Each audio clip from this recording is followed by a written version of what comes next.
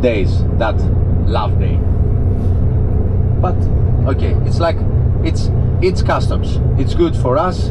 Any opportunity to celebrate something is a good one. But in order to understand the land that you are visiting, because I know that, and I'm not talking about you, I'm not trying to convince you, convert you, or talk about your faith or make you more or less religious. I'm telling you about average Greeks, because I know Filipinos are very religious, and average Filipinos, let's say, average Greeks, they are religious too. I'm not the best example. I'm not that often to the church comparing to my grandparents, but still I grew up Greek Orthodox. In the past it was written even cypress trees, right hand side Mediterranean pine trees. Then from above, from the top almost, or even from the middle of the archaeological site, where is the most important oracle of the ancient Greek world, you will see down being something like a sea full of green. It's not going to be water. I will welcome you to the famous Delphi landscape that we're talking about.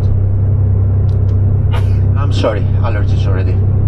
About one of the largest natural olive groves in Greece.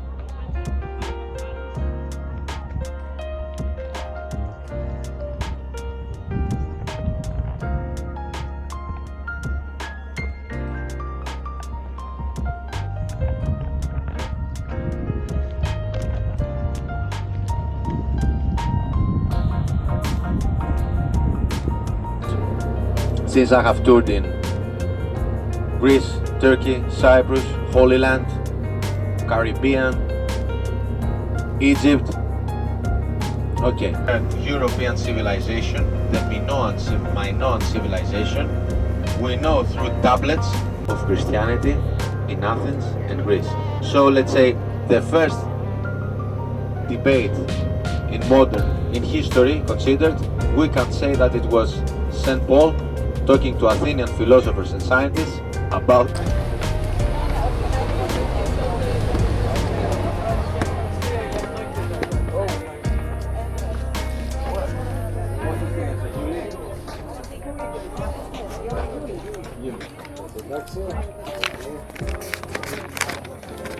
okay.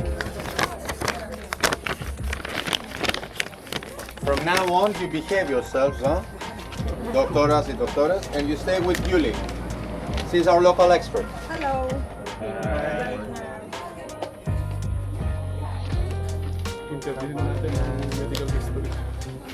This is Dr. Bulio.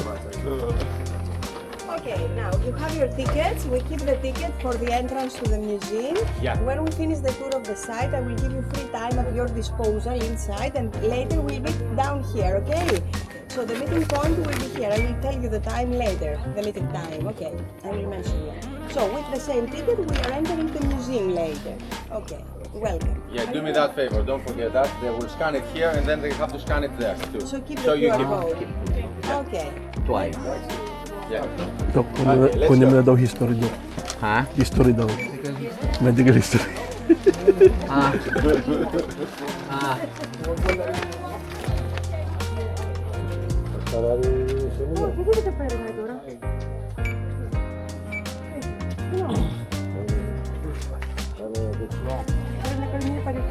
Hindi daw to dito.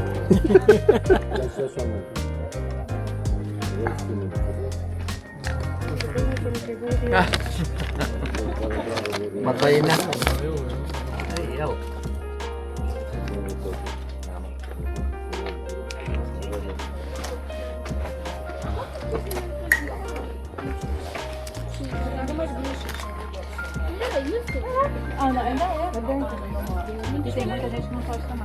Up, wait for our tour guide.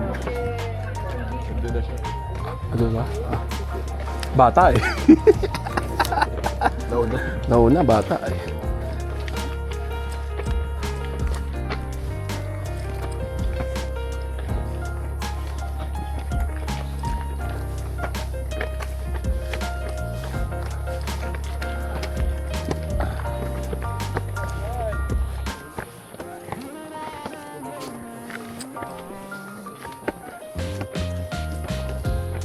Malaking steps ah.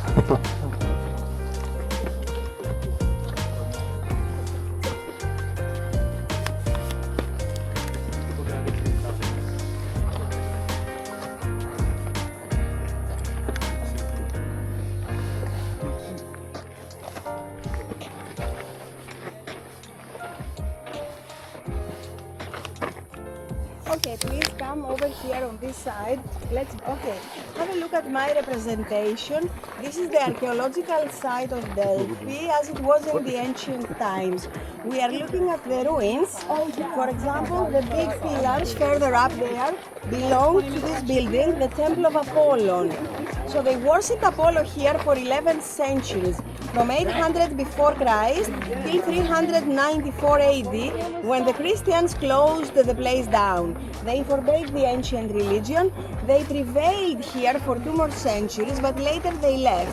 The place was covered with a thick layer of soil. Of course, it became ruins due to the natural erosion. And much later, new people came here, and on top of everything, they built houses. So before the excavation, this village, Kastri, is the name of the village, was right there. It was expropriated by the Greek government, and the villagers moved from here to the opposite direction, and they built new houses. You can see a cemetery up there, way up there, yes. Behind this hill, there is a village, the new village of Delphi. And the old one was knocked down. The French archaeological group undertook the official excavation. They dug and they found the sanctuary of Apollo, which had been the Holy of the Holies, equal to the present day Mecca, Jerusalem, Vatican. It was independent under the protection of a union of 12 Greek city-states, and they kept all the wealth of Apollo, all the taxes of the pilgrims in the treasuries, these little houses. Of course, the place had been pillaged for many times because sometimes this union became weaker and the new authority could come and take over, and usually the new authority robbed it. So it had been pillaged for many times. It was very wealthy. In the Temple of Apollo, there was an actual person. Apollo was a myth. He was the god of light, enlightenment, music, harmony, order. But she was real. She was a local woman, and she was a fortune teller. According to their beliefs, Apollo spoke to the people through the mouth of the woman, and he revealed the future. We call her Pythia. Pythia is a title. It means a fortune teller. In English, the oracle. And Yes, above the temple you see an amphitheater, there is a stadium higher up. Once every 4 years, 1 year before the Olympics, the ancient Olympics, they had the same competitions here in the stadium, athletic competitions, but here they also included artistic competitions held in the theater. Every victor of the games and the competitions was crowned with a wreath made with bay leaves. Bay, laurel, daphne in Greek are 3 names of the same plant. Yes. So this is the story of Delphi. Now, we imagine that we are the ancient pilgrims. We have gone to a fountain already, Castalia. We have purified ourselves. We had a bath there, and now we are heading to the market, like this.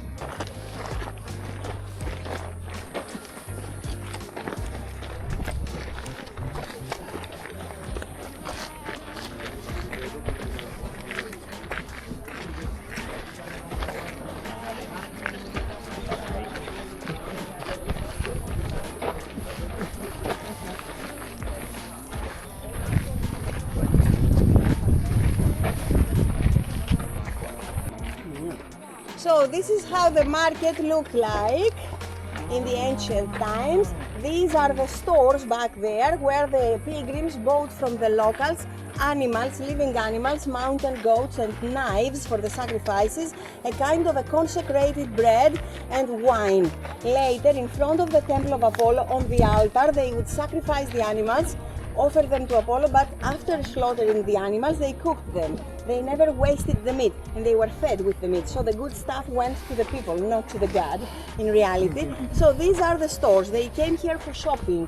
We call the building Stoa. Stoa means an elongated building. Every ancient market had stoas, but this specific market here is called the Roman Agora. There had been a market from the ancient times, but this building took its final formation in the Roman times. The design of the wall is Roman, the famous opus mixtum in Latin, mixed work with bricks and stones. So this is the last phase, the 4th century Anno Domini. And over there we have a low key entrance, and you can see that there is a wall that is climbing up the hill. It surrounded the holy precinct and it separated the place of the god from the place of the people. Now we are going to follow the sacred path, the same path which many famous people had followed. Pythagoras, the mathematician, was here, Leonidas, Plato, Aristotle, Alexander the Great, everybody, and many more. Okay. The Greeks put on both sides of the sacred path monuments, groups of life-size metal figures which commemorated the victories over the enemies, the city-states of Greece, the famous cities, Athens, Sparta, Tegea, Corinth, all of them. But all the Greeks competed with each other with the monuments. They put their monuments next to the enemy in their effort to overshadow them. On the basis, you can see the original inscriptions which give information on every monument. Additionally to this, an ancient traveler, the famous Pausanias, came here in the 2nd century Anno Domini, and as he was walking around like we do today,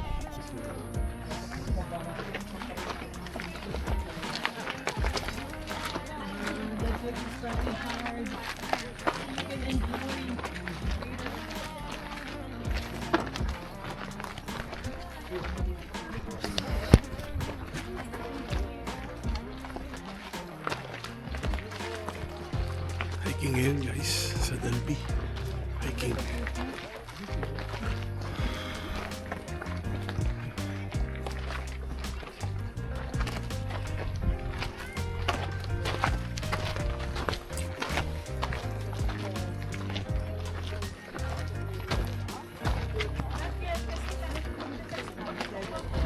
just a small room with a type of vestibule front and the column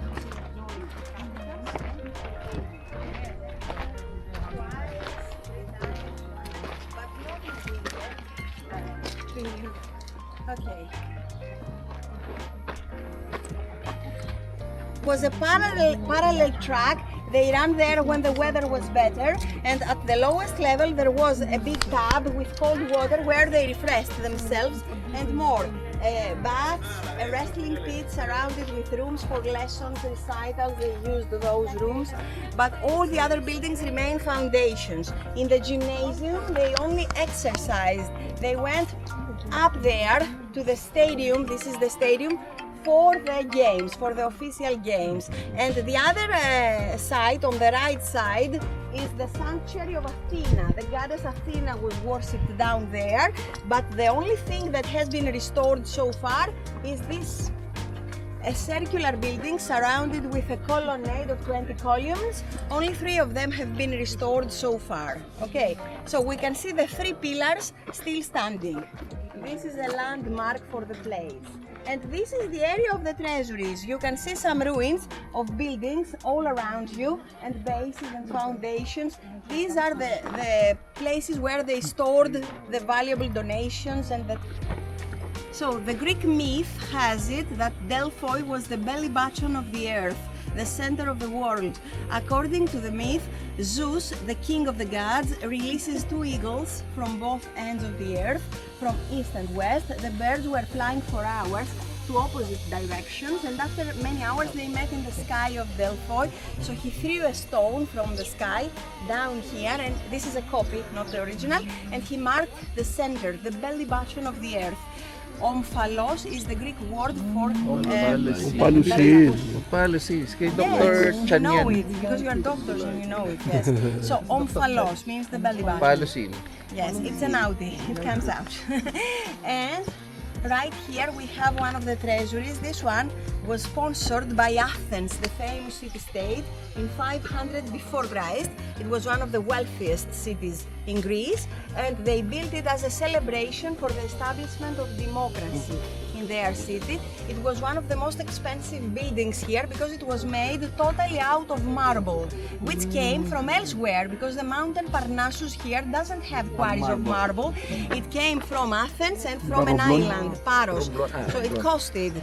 And this wall, this side, is a wall of pride for Athenian citizens. When somebody from Athens became a victor of the games here, the competitions, they cut his name on the wall. When we go closer to the wall,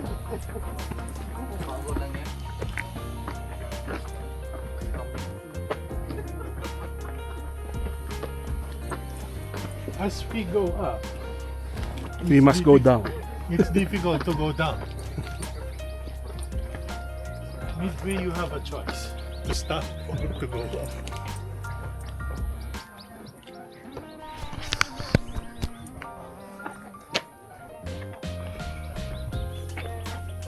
Bakit kami na bakit, guys?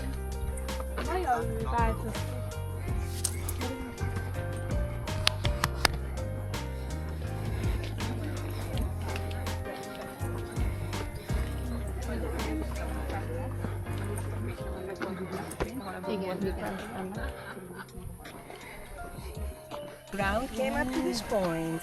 They removed the soil and they found this ancient wall almost intact.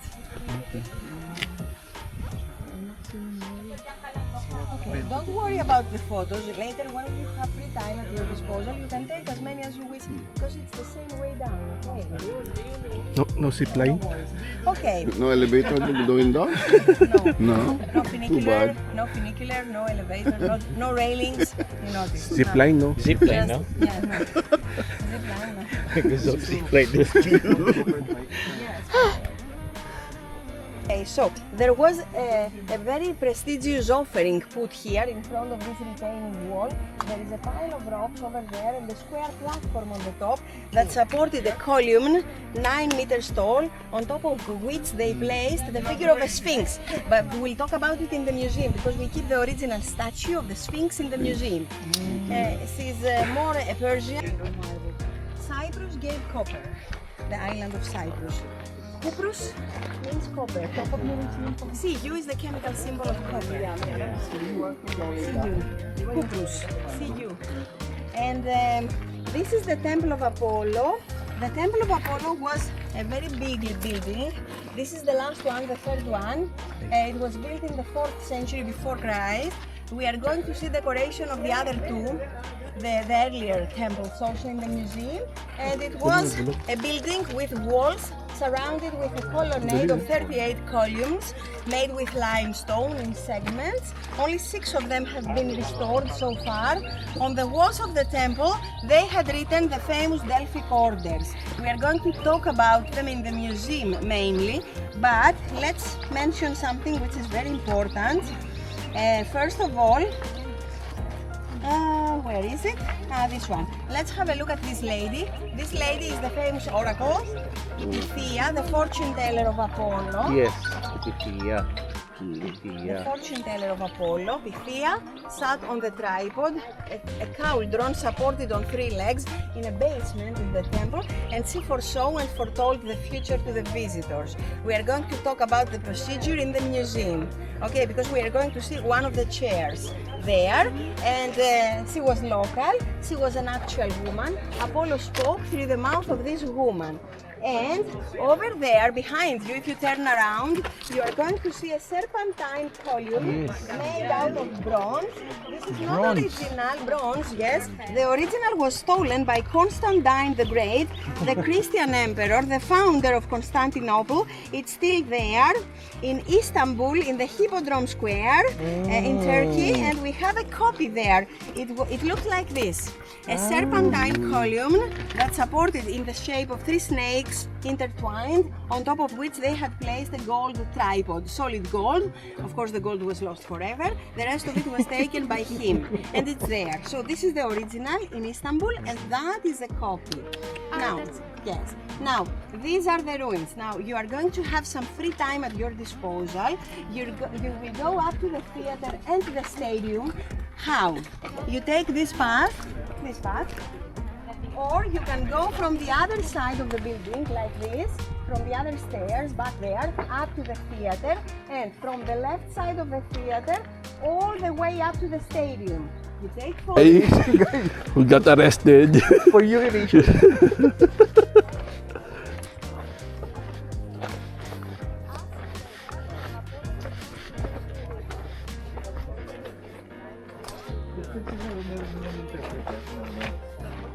Mas mahal daw yun. Ba't tayo wala? May Hindi, muna tayo mag-English kasi. Muna tayo mag-English.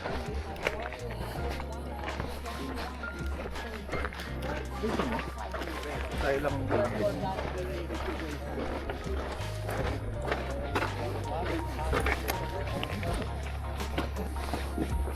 Sabi nga lang, isa sa'yo, magandang doon sa taas. Sabi ko, okay lang. Sabi ko, gusto yung film namin. Kung buo, pupuntahan ko. Kung ruins, di na. Pupunta ako eh. Kaso, bawas-bawas na doon eh. Bato na lang ang aabutan mo eh. Use your imagination.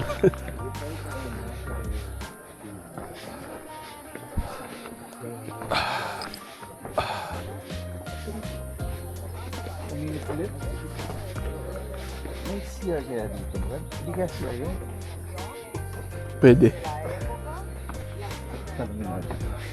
Hindi, sa baba na yun, sir.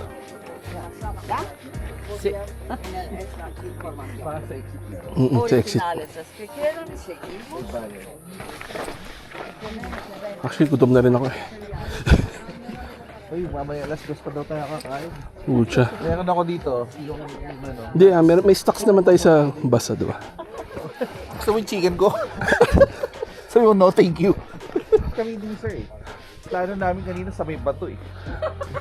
Kaya sa mga mama isama kami sa Tour. na sasabihin ng tour guide, those 2 Filipino doctors urinate here. And they are arrested and deported. Kasama kayo sa pinapakita. Ano sir, ano tayo magiging ano? Sa dito sa may buo. Oo. Buo to. Hercules kasi. Hindi natin nakita. Oh, Hercules. Sinasabi ko sa'yo. Akala ko sinasabi nyo, medyo magandang umiling. Doon sa may puno sana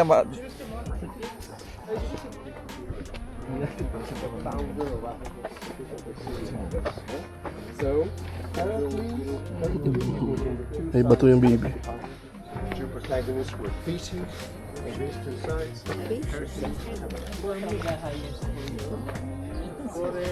Pumunta pa doon, sino? Nagsukat talaga nila. Dapat malalaman natin. First, the ancient restroom.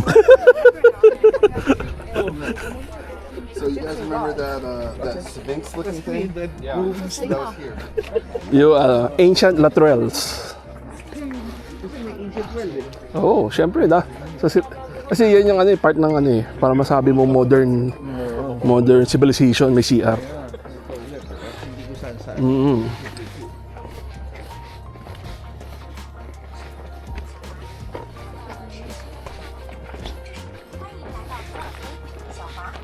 Nag-overheat ako eh. yung air dito, kaya ganun.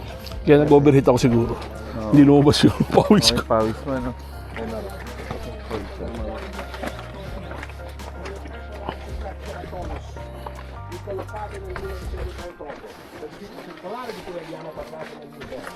Here was the monument of Taras, the Greek colony in southern Italy.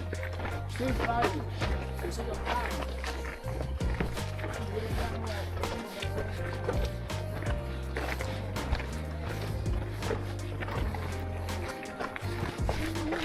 Yung admin. Ngayon lang siya pumaldo ng sobra. Gawa ng... Nilaglag eh. Oo, nilaglag.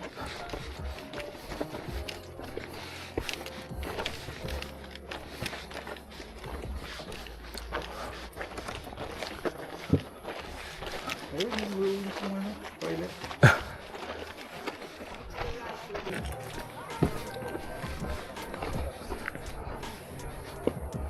Toxic natin si Pablo CR.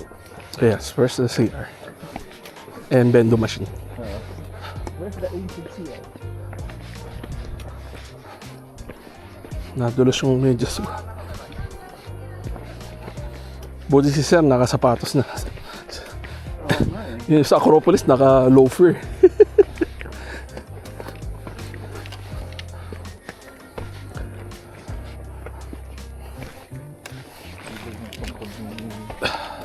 Parang pang smoke.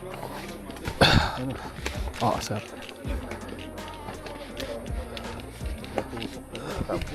Ano na yan? Power for defense.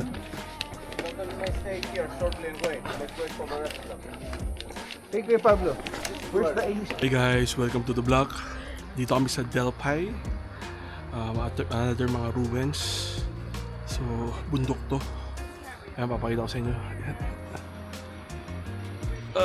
Babakspasam ako. Guys,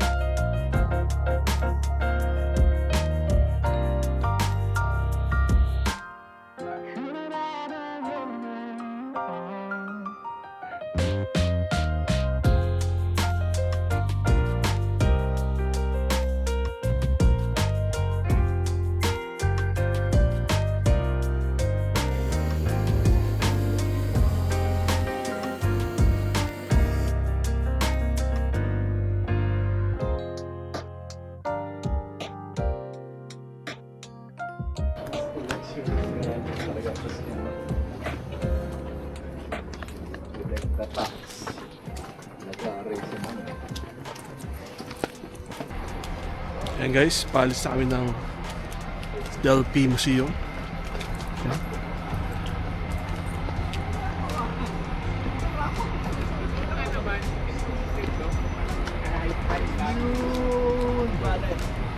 Ngayon, sige. Tabakan kita lang sa kapko.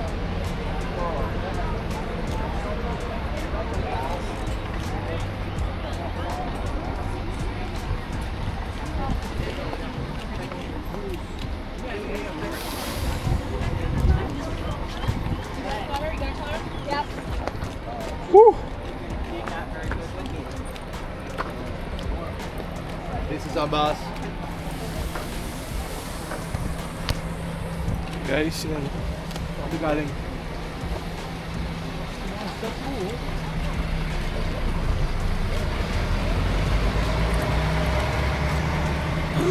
Gutom na ako. Mainit na ulo eh. Misha! Hi, Puglay! Lalo na kayo. There's something with a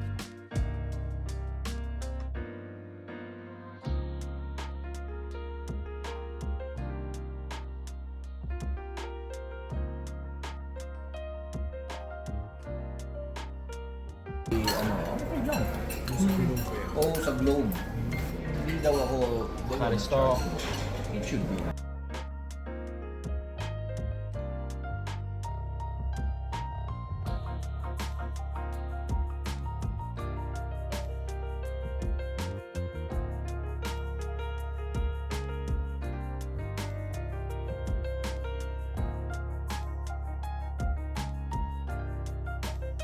And believe it or not, tomorrow morning you're going to be on the top of that Blackstone hills.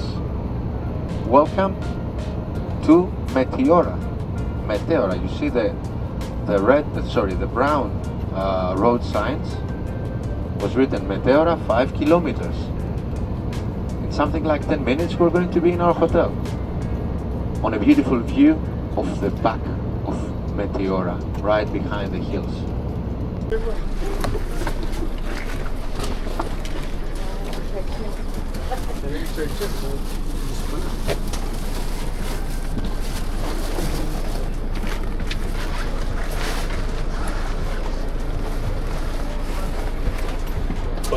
Parang may dala dito. Oo. Hindi na mapigilan eh. Oh, no, you don't think. It's not the big one.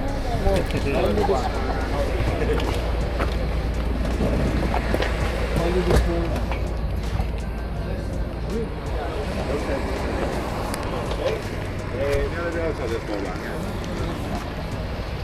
Guys, kami sa Grand Meteora Hotel.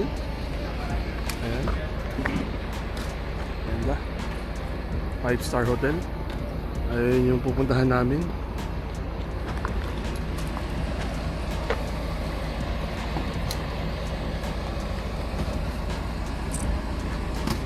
Nasa kabila yung maleta ko.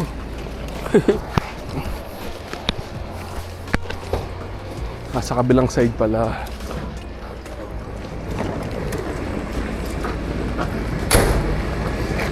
Thank you. welcome.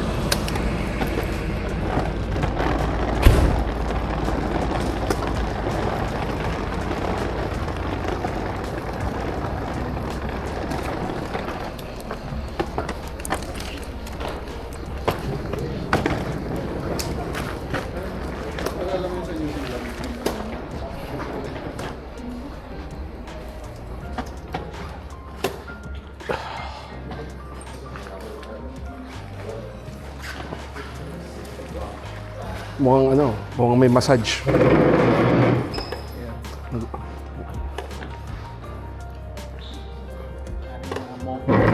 Pababa yung mga montes, sila magmamasak.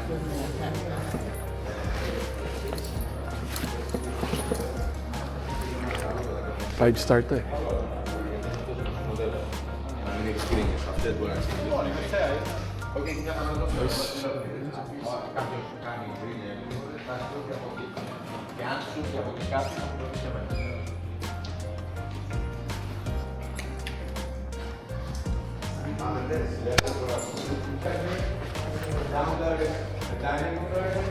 Tomorrow morning from 7 they will serve you breakfast. Okay.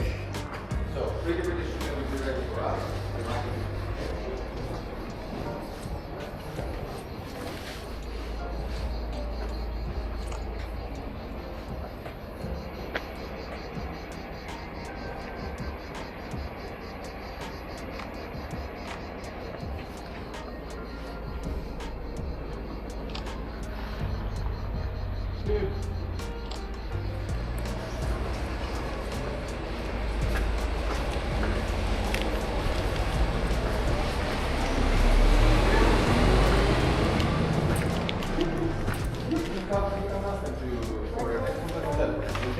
Hello, sir. Bueno, eh. Okay, sir. Let's go. See you later.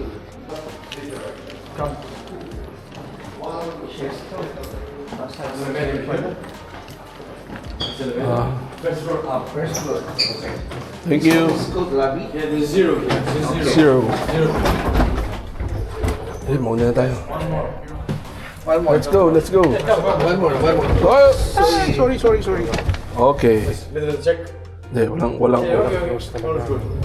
First ba kayo, sir? Oo. Oh, sir, come. Out. Yes. Overweight tayo. Di kaya. Pasensya na, sir. Pasensya na. 4 people eh. Okay na, pare. Tatlo ka na. Anong bigat yung balls ko, sir? Mabigat yung padala. Kunti lang eh. Ano naman itong elevator? Tapos mag-usip, isang floor lang, tagal-tagal. 109. 5 star to, sir. Oh. Chinek ko eh. 5 star. Sino ang third natin? Ha? Ah, tipid ah.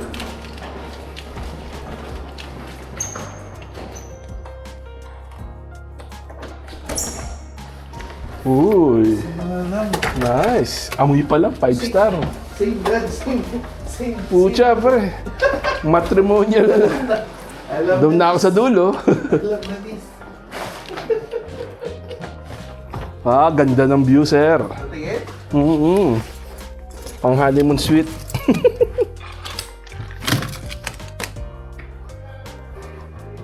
Ba't di na bukas? Ay, sir, yung card. Ano nilagay mo ba? Naku, ganun yung natin. Sa lahat to.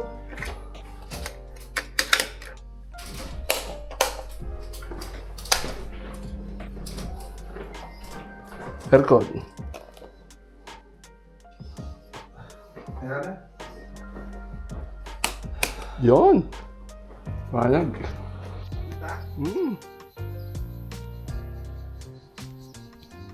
Hi guys, dito na kami sa Grand Meteora Hotel, 5-star hotel. So yan, ito yung view namin, may balkonahe. Ayan guys, so sarap, parang vacation.